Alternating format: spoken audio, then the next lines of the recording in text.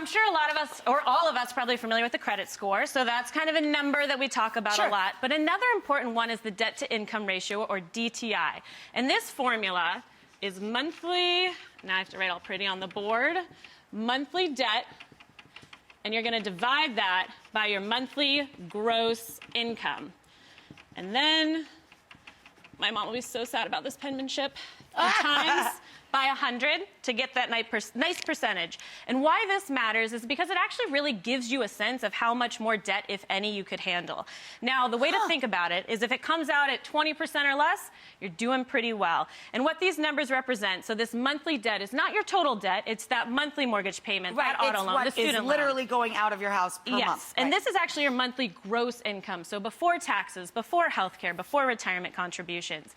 Now, if that number's under 20%, it's kind of like having a 700 credit score. You're looking good. You're looking the lenders like you. You're looking good in your bikini. Yes, and if we're at 40% or higher, well, it might be a little bit of a red flag. Maybe you want to do that workout we saw earlier. So that's something that you want to consider. That's great, because so many people do think just credit score. They don't even know about this. And lenders care a lot about that. Of course, your credit score is important, but this is important too. Well, there's so many commercials now. I feel like the awareness of people that help you for free, different apps and things that help you with the credit score. This one is one that's so important to just your mental well-being, right? It is. Just like we were saying with the physical workout, being financially sound is a huge mental load off. It changes your health. It changes your relationships, right? It does.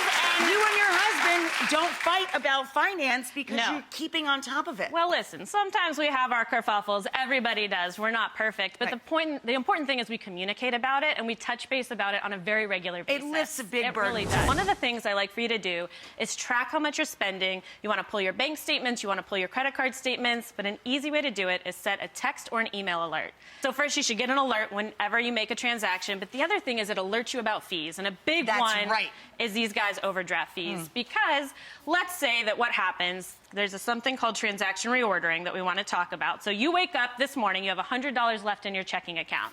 And you say, hey, I'm going to go out and buy my morning latte. Then I'm going to go get groceries for $70. And then I'm going to put gas in the tank. You're getting paid tomorrow. You're not concerned.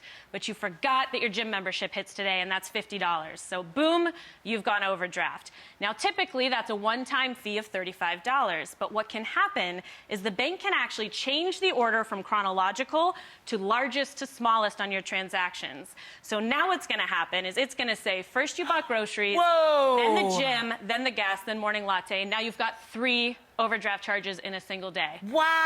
I know what your question is. That is tricky, nasty business. And technically, under federal law, it is legal. Your state might regulate it, but it is technically legal. So what I want you to do, first, have those alerts. Keep an eye if this happens to you. If it does, call your bank, see if you can get it reversed. Right. The other thing is shop around. See if maybe there's another bank that doesn't do this. That has no fees or less fees. Yes.